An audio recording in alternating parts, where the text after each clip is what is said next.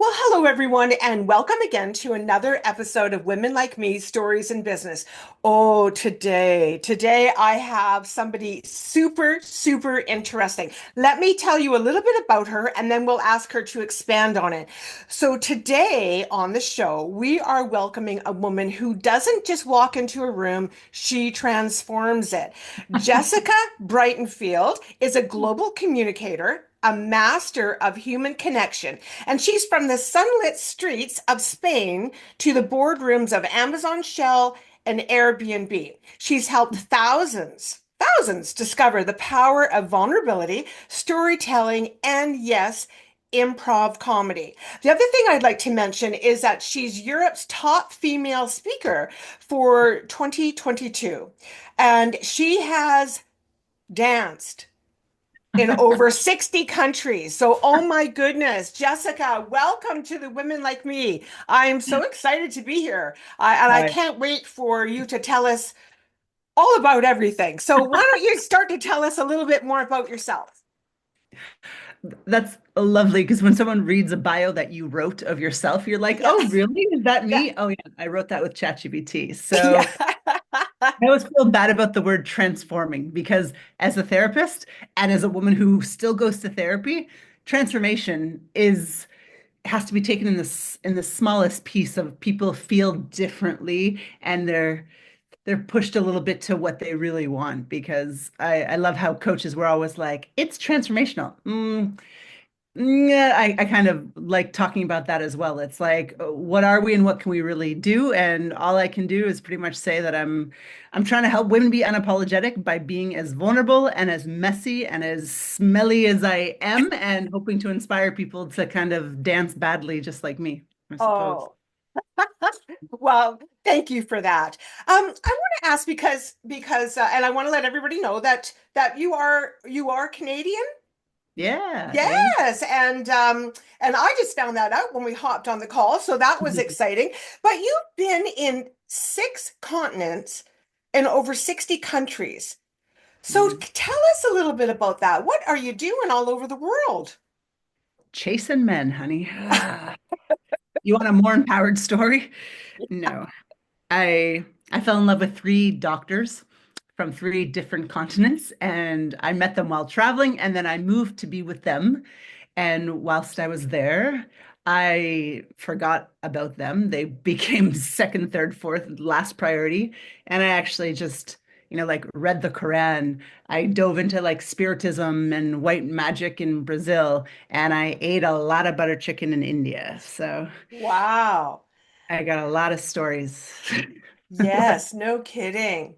Yeah. So how did you find then about, well, or maybe I could ask you, so how does that diverse cultural experience of traveling the world, how has that shaped your approach to communication and training? Hmm.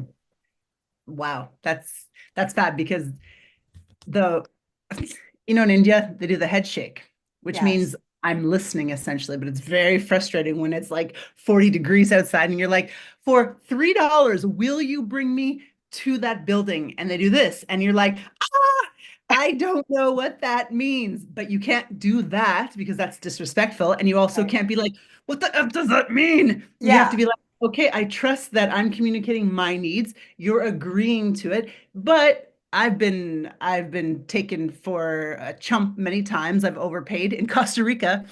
Uh, I was 21 learning Spanish in love with a short Mexican guy. He wasn't a doctor. That was before I realized doctors were better choices. And he drops me off, like my guy drops me off he gets out and he leaves me in the car with the Costa Rican taxi driver. And I'm like, what could go wrong? I'm like, I'm way bigger than any Costa Rican I've ever met, right? Like I could just, I'm not scared of anything, right? And he turns up the radio really loud. And I like loud music. So I'm like, this guy's cool. I get there. It was supposed to cost $4. It cost me 12. And I tell my boyfriend, I'm like, oh, it costs $12. He's like, oh, he did the music scam. So when they turn the radio up, they charge you faster without you noticing that it goes faster. Oh, How can we know that from small town Canada? We don't even lock our doors, let alone someone charging us more. exactly. Interesting. So what do? You yell at him, you tell him that's not the actual price. It's dangerous. It's 11 p.m. I'm alone. I don't speak Spanish. He's got friends. He knows where I live now. It's like this adapting to like every, I don't want to be sexist, but like adapting to every dangerous male that you find in 61 countries, right? Like Yes. have to learn like, am I nice to him? Am I sweet to him? Am I tough with him? Am I a little bit manipulative because I'm scared of him? Do I hide my money? Do I show openness? Like I really had to learn how to present myself to say safe. Being 6 foot tall also helps being safe in these short people countries, right? Yes, exactly. Yeah. No, I can, and so how has that then moved you into, because you've done some coaching, I guess it is, with some pretty big name companies. Yeah, it wasn't boardrooms. I Huh, think that's I never okay. did the top people. I That's always get okay. the mid-level people because they're the ones that are actually open to change. Yes, I for find the sure. old white guys at the top are like, oh, we've been doing this way for 2 million years. I think diversity and inclusion is a bad idea. Yes.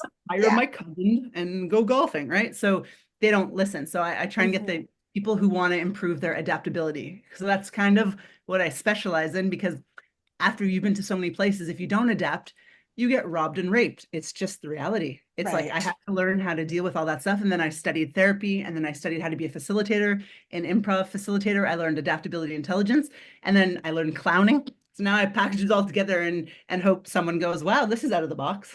Exactly, exactly. Wow, that it is out Yeah. of the box. It is out of the box. Yes. So you've been recognized as Europe's top female speaker in 2022. So what do you believe sets you apart from your speaking style in the competitive world of public speaking? Well, I you've want to never know. asked me a question. Thank you. That's because it's been my whole life. You know, I mean, like if you travel and you're like this free-spirited hippie in Birkenstocks and you don't have a very cool job, like I was teaching English and waitressing. I had a broken backbone. So I Oh, spent my whole life traveling the world. I didn't just travel to meet boys. I traveled because I had a psychosomatic back problem. And I was going to India and to Brazil to all these like mm, John of God healers in the mm, forest and the deserts to get someone to fix me.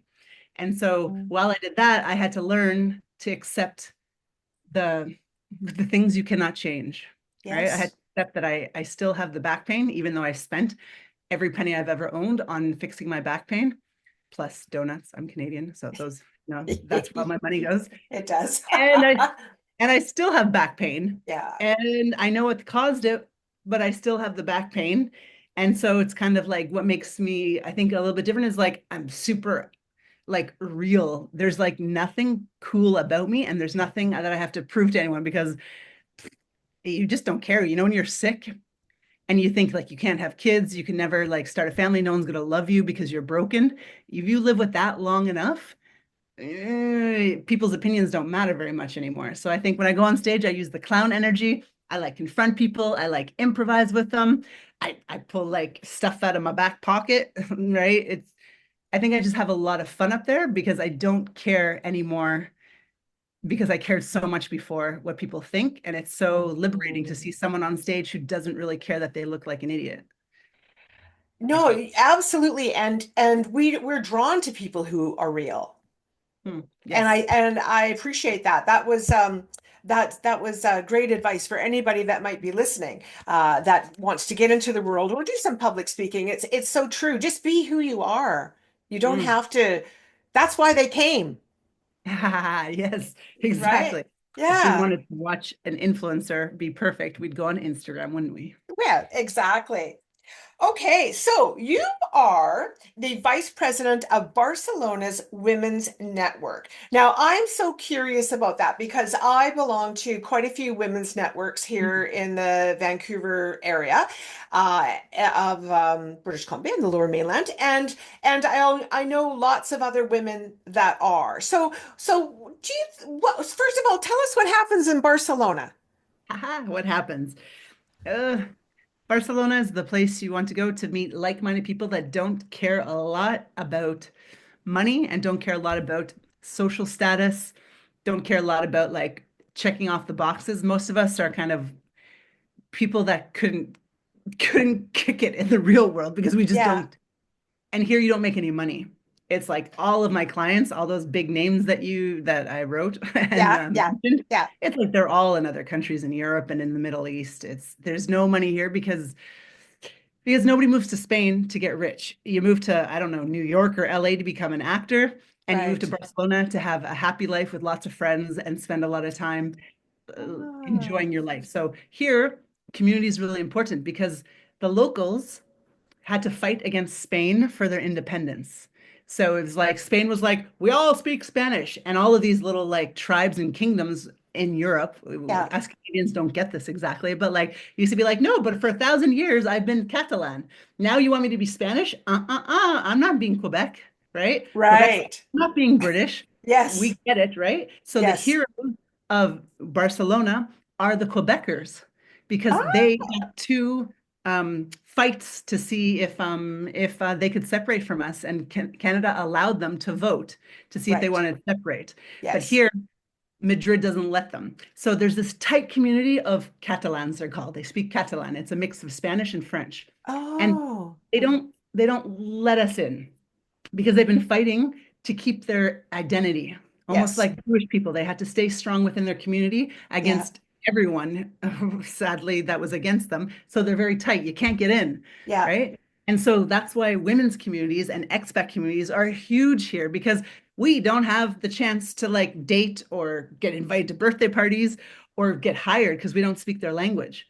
So we only have our Oh, expat communities, and I don't speak Spanish pretty much like ever because I don't need it. And I definitely right. don't speak Catalan because I'm not invited to hang out with them. Interesting. Yeah. Yeah. So what is it that you're doing with your networking groups? How do they run? What kind of things are you teaching them?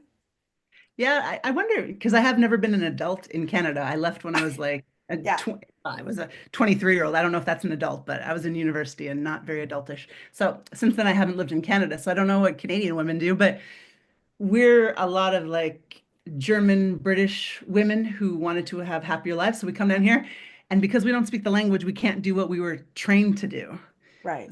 So we're stuck doing really crappy jobs like teaching English. Not that it's a really crappy job. Sorry, no offense, English teachers. But Yeah. if you studied Yes, of course. I don't even know what you study, mathematics, science, bio, anything that was Yeah. like challenging to teach grammar to a bunch of 12-year-olds is Yeah. not the dream job.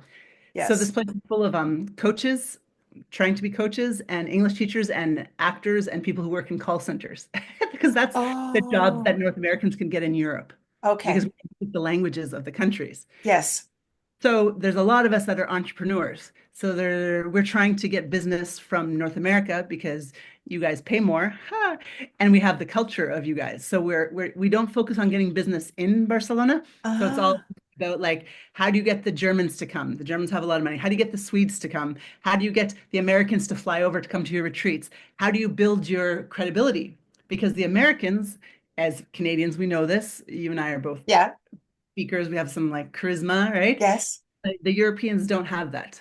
They, in general, frown upon and have never practiced public speaking. So they're almost the whole continent is pretty bad at public speaking.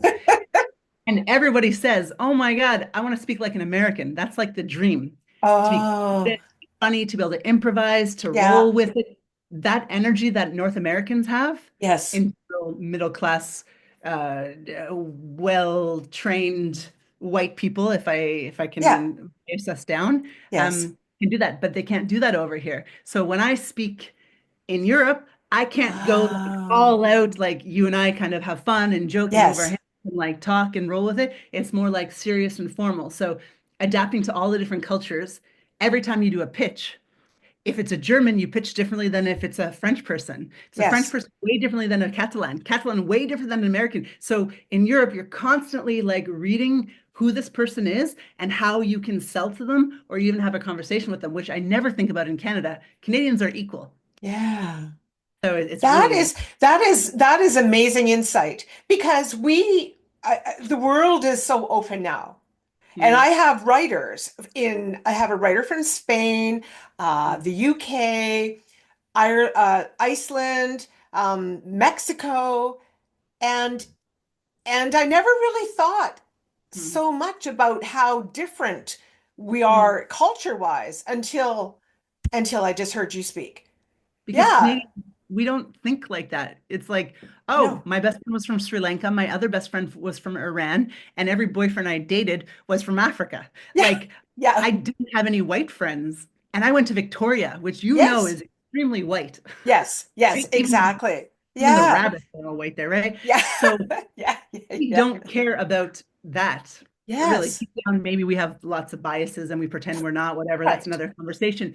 But when you go to Europe, everyone's like, oh, you're from an hour away. You talk funny. And you're like, ah, sounds the same to me, Sally. Them, Yeah. they know exactly where you're from, who you're from, what your parents Ah, did, what class you are. Like, yes. it's Yes. just so old that there's so Yeah. many biases and stories that in America we're like, hey, where are you from? Great. Welcome to my barbecue. Exactly. Oh, that's so interesting. I want to shift conversation a little bit Mhm. because I know that you help people with imposter syndrome. Mm. And I would love to you to talk a little bit about that because I know a lot of women that have like they're out there trying to do their business, they're coaching, they're authors, whatever it is, but they're so insecure and they don't necessarily jump right into what it is. They hold themselves back and maybe they're feeling like they're imposters. So do you want to talk a little bit about that or how that can help women? What can we do to help women? Mm. Well, the 60 countries I've been, except for Nigeria and Israel, all of us are socialized to be attractive and nice and pleasant. And Right. attractive, nice, and pleasant doesn't compete in the real world. We are the wives of the non-attractive, competitive, Yes. and aggressive dudes because they have to survive. That's the market, that's capitalism. So Yes. we were not socialized to compete with men. So of course we feel like imposters because just like they feel like imposters if they would come to one of our like sleepovers or come to the bathroom with us when we powder our nose. They don't Yes. know how to talk emotions like we do. They don't know how to gossip like we do. They don't know Yeah. how to collaborate and help each other and encourage each other. They were raised completely differently everywhere I've been, except for those two countries where they're treated more equally and made to do very difficult things that build their resilience and take away some of their femininity. Not that I wish that upon anyone to some Yes. degree, Yes. but we feel out of place because we are untrained to be there. So you have to be like, okay, I need to adopt the things that men do in my own way, and Yes. then adapt when I'm with women and do the things that make me successful with women. I'm very different with men and women. And I can't not be because the way I act with the girls, you do that in front of guys, they think well, they think I'm silly. Right. If I'm tough like I am with guys, with girls, they think I'm a witch. I'm both. And all women are Yeah. both. We've underdeveloped the other side because we thought it wouldn't get us husbands, right? And husbands was the main goal of women since the beginning of time and Yes. until like 50 years ago. That was our only goal was to be attractive enough to get a man, Yeah. keep a man, cook him enough ham to keep him around that he Yeah. keeps paying for babies because you didn't have an education, so you were dependent on males. Yes. So now everything has changed. The young girls, man, they don't live for the male gaze. They wear running shoes with a shiny silk dress and they don't pluck their eyebrows, Yes. and they're all bisexual. They are so inspiring to me and my Yes. so there's Wow. Well, what do you think us older ladies can do then? I mean, I get it. I get the whole younger generation and good for them. Good yeah. for them. But what about the ones that are a little older and Awesome. struggling? A lot of the women actually are women that, for example, for myself, I did 34 years in sales and marketing. Oh, wow. Yes. And then, Yeah. and I just a year ago retired. Oh, And in 2019, that's when I started my Women Like Me program. I was preparing because I okay. knew that I was getting burnt out and I knew I had to go. Some women are still in their day jobs and they're so unhappy trying to get what they call a side gig on the Oh, go. What kind of advice would you give to them? you'd Put on your probably running shoes and dance in a silk dress? I don't know. it is about walking and acting and owning it. So yeah, that's not even bad advice. It's like on my birthday, I'm always obsessed. Ugh, no, this is a little bit off topic, but on my That's okay. birthday last week, I decided I'm going to wear whatever I want.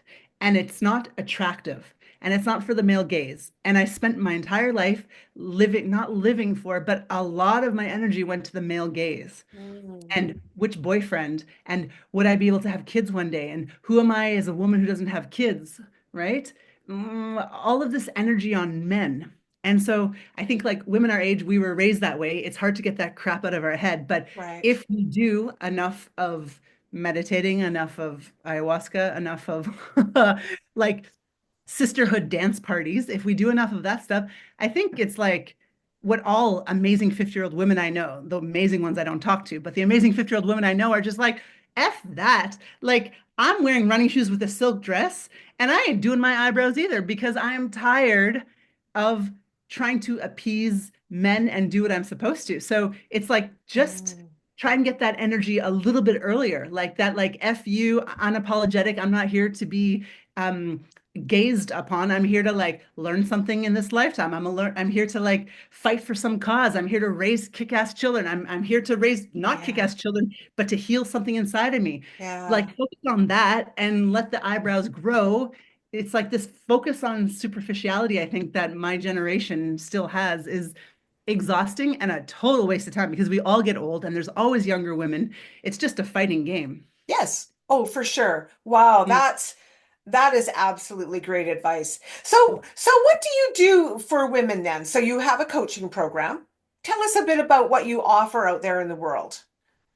Yeah, I'd say it's like less coaching, it's more training because Ah, I like thank to tell you. people what to do. Yeah. Okay. My mom Perfect. was like, "So what's the difference between a coach and a trainer?" I'm like, "A coach asks questions and isn't allowed to give advice." And she's like, "Oh, so you don't do that?" And I'm like, "Oh, no, I do training." And I'm like, "Do that, do it again. Now do it with your arms on your hips. And now pretend I'm your father. And now pretend I'm your butt." Like a lot of role play and improv. And it's like putting down boundaries. It's essentially a training in everything that scares you. We confront to you. It's therapeutic, of course. It's Yeah. cathartic. It's satisfying, right? It's Yes. only for the bravest of the brave who are so sick of feeling how I felt my entire life, just so sick of feeling like you're not pretty enough. I never thought I wasn't smart enough, which I wasn't very smart. So it's funny that that never hit me. But being pretty was so important to me, And so I just know what it feels like to feel ugly and how shitty that feels and how it stops you from a lot of things. And I don't want any girl in the world to do that. So let's, there's a lot about accepting too. It's like, Yeah. okay, I am ugly. I am too tall. I'm not the smartest. It's like accepting the shitty parts of yourself. Like denying it doesn't work. I've tried my whole life to be like, no, but I am pretty. Oh, no, but I'm pretty. No, I have an ugly part. I don't love my body. And I've been to 60 countries and I've met people that are the most fascinating people in the world. And I've read a bunch of religious books and I've had boyfriends around the world and I've cried my heart out. Like I've lived a very, very full life while disliking my body, while hating my nose, while not feeling like Right. I'm good enough. It's like it didn't stop me, whereas it stops a lot of women. So I think it's almost just like, ugh, feel the fear, feel the hate, feel the self-hate, and just like try to get to self-like. Like self-like is good enough in this lifetime in an industry that wants us to hate ourselves and buy shit to put on our face and Botox everything and push it all up.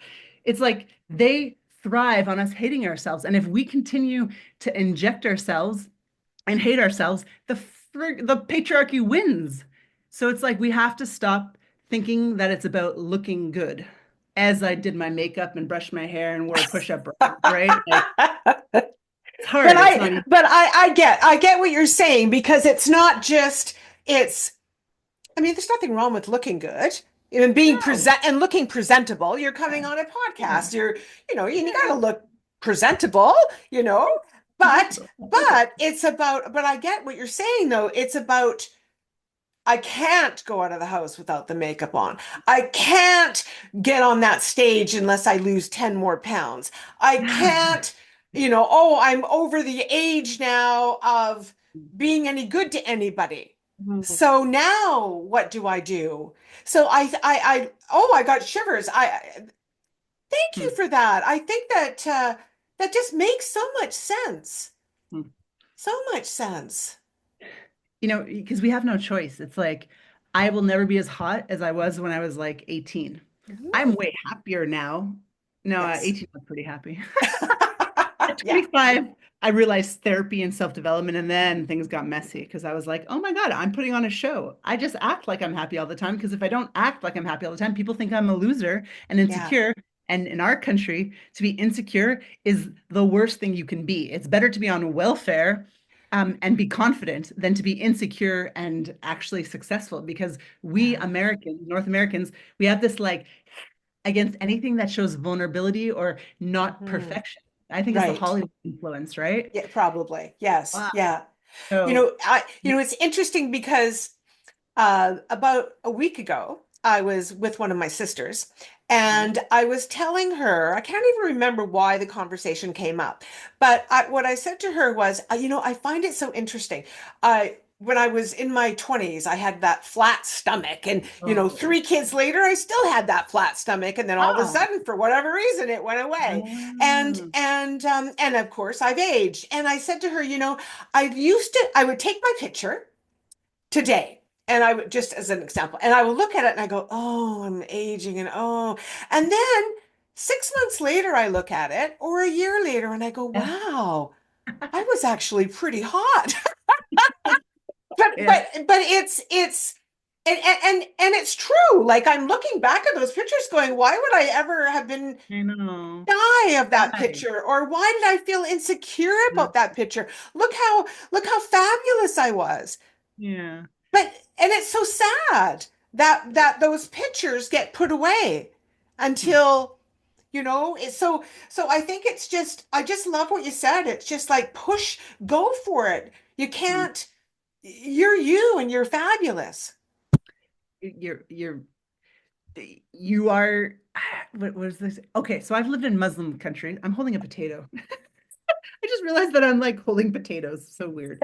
What does that mean? I don't know. Means I'm cooking potatoes for dinner. And so in Muslim countries, I lived in Egypt for a year and I've dated more Muslim men than I have whatever I'm supposed to date as a Yeah, middle class white like Catholic chick, yeah, right? And there's something, I know this could be controversial, but I don't care. I live there, so this is my experience. It's like yeah, there's something very beautiful about when they cover their hair and they cover their bodies. We Westerner girls who have no idea, we think they're very oppressed. We right, think, oh my God, they can't wear a bikini. right. So I was there, I was allowed to wear a bikini. And I went to the beach. I could have worn a bikini, but even just being there for a couple of months, I no longer wanted to because I realized that men look at you like an object. They don't think, wow, I bet she's a good, funny, kind friend. They think, where could I Um, touch that? right, Because right. that's just what happens with 10 times more testosterone. Yes, That of course. you can't help that. And they Yes. understand that. And so they protect their women by covering it up. I think a woman should be able to choose what she wants. And I think that men should not be forgiven Yes. for not being able to control their own urges. So that's like a Yes. whole other story. But the Right. fact is that I had friends in Egypt. I only had male friends because unfortunately, this is the shitty part of that world. Yeah. Women have to be home by 7 o'clock or they're prostitutes. Why is a woman alone out Uh, on the streets past 7? She couldn't possibly be an artist or work at a cafe or be going somewhere. No, she must be a prostitute. But because I'm white, uh, I'm guaranteed a prostitute. So just by being white, I'm a slut. So I oh. embraced it and I thought, yeah, I'm going to stay at home just because a bunch of people think I'm a slut. I'm not a slut. I am in their books. But Yes, I it's almost understand. like accepting that that was what it was and having empathy for them. But these men, I tell you, I have never realized until I was, what was I, 24? I didn't know that men could be just your friends. I grew up my entire life thinking one always wants more from the other. And I think we're taught that as Canadians. Like, and Right. in Egypt, I had like 6 dudes, mostly called Mohammed, and they never Yes. hit on me. They never said anything inappropriate. They never, they treated me like their sister with utmost respect. And I'd never felt that from any male. And I grew up in the church. I grew up Christian. Ah. I was a Yeah. missionary when I was 21 in Costa Rica. Like, I've never felt the respect that those men had for me as a sisterly energy, right? Yes. And so I thought, okay, these Muslims aren't so bad. Yeah. Yeah. Yeah. So Yeah. the meat, we're like looking like a piece of meat that we so pride ourselves on. We're feminists. Yes. We can wear whatever we want. Okay, but there's also reality that if you wear Yes. whatever you want, there are consequences to looking at it because men get distracted by these and Yes. they're not listening to you. We all know that. Like, look at my eyes, not Yes. at my feet. But if you're Yeah. like this, Yes. you're also distracting them consciously. I know when I'm distracting a man with my boobs. Yes. I know what shirt I'm wearing. I'm Yes. not innocent in this game. So it's like if we can get rid of like trying to get the male attention for sexual value and focus Yeah. on like what we are inside, way more time saved and way more inner value. Sorry, that was Yes. my rant. No, no, no, it's I think, and I think some women out there need to hear that. And I agree with you. I do. And I think that we just need to value ourselves. Hmm.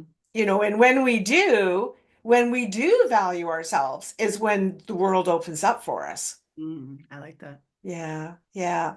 We're waiting. No, it's like if I get valued Yes. by those men, that man, that society, that culture, that modeling agency, whatever, that group of Yeah. cool girls, then I'll be able to do what I actually want to do, which is be a piano player. Instead of being, Yes. like, I'm a piano player and I wear a low-cut shirt because I want to, not because I need you to like me to get what I want. This Yes. dependence on male's approval to get what we want in life, Yes. 2 million Yes. years old, Yes. but we don't actually need it anymore if we have education. Yes, for sure. I just got to reach over here and grab a piece of paper. Okay. I would love to, if you don't mind, right now, I would love to just shift a little bit again. And I Okay. have some favorite podcast questions that I love to ask our guests. So would you Fun. like to? You'll do it. You're fun. You're Yeah, fun. play the Okay. game. Okay. So let me start with the first one. And this is a funny one to ask you, but I'll ask. If you could travel anywhere in the world tomorrow, where would you go and why? Very nice. It's very superficial. I would go to Thailand because my Ah, favorite food is Thai food, and fruits are still very expensive here. And there's mm, mangosteen over there, which is the most delicious fruit in the world. Mm. wow. Love it. I love Thai food too. Yeah. Okay. What's your favorite way to unwind after you have a busy day? Eating. Sex and eating after the I'm a glutton. I'm just Yeah. a simple girl who's like, sensory pleasure, music, dancing, feeling alive, laughing. Love it. Love it. Love it. What do you have a favorite motivational quote? Yeah, I write them all on the wall. Which one? Okay. Uh, Criticized by creating. Oh, that's a good one. That's a good one. And what about books? Do you have a favorite book that inspires you? I have a friend in Barcelona. She's from LA, and she wrote a book criticizing all 100 religions. And that Interesting. crap out of me because, of course, I've lived in all those countries and being infidel there is dangerous. So you pretend you're married and you pretend that you're their religion. You know, Right. if they're asking, Yes. if they're Yes. asking, yep, you're Oh, Muslim, right? So she never questioned writing that book. She just thought religion is stupid. And not that I totally agree with her no. 100%, or I don't No, give my no.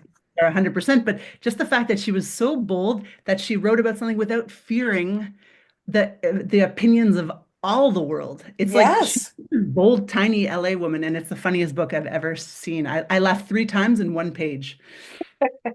Wow. That's great. Good. Okay, that's very interesting. All right, the next one. If you could have dinner with any woman in history, who would it be and why? Hmm. Ba-ba-ba-ba-bum. Oh, this is so random, but I was like, okay, first Mother Teresa, because I was like, how did she ever decide to do that? Like, oh my God. Wow. And Yes. then I was like, the prostitute that hung out with Jesus, right? Mm, Magdalene. yes, yes, Mary Magdalene. Yeah, because Yeah. she She should be our, I don't know, but a woman who dared hang out with Jesus and he dared hang out with her, that is like a life lesson for women valuing themselves despite their job and despite their sexual purity. Yes. And she would have something to tell us about what the love of Jesus felt like. Wow. Hmm. That, I think that might be my favorite one so far. That's Yeah. great.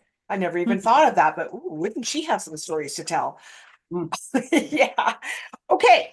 And if you could whisper one truth into the ear of every woman who's struggling right now, what would you say? That's such a nice question. Um, I think it would be about self-like. It's like all those life coaches with their Lulu pants on and like telling you to love yourself. I just don't think I don't think it's true. I think you should just like yourself, stop beating yourself up for not being perfect, and go do what you freaking love.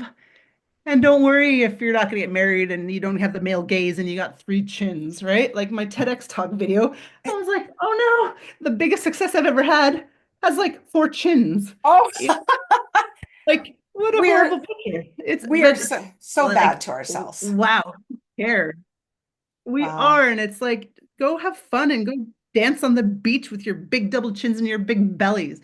I should say Yeah. that to myself. I wish I could whisper it to myself. Yeah. Oh, that's beautiful. I love it. It's just you are just a breath of fresh air. I love your Oh, wisdom. I love your your attitude and you're so right. We need to have more fun. We need to quit being quite so serious all the time and yeah, we should. I'm just thinking to some of my networking meetings, and it's all just so like, no, and really there's not a lot of fun happening. no.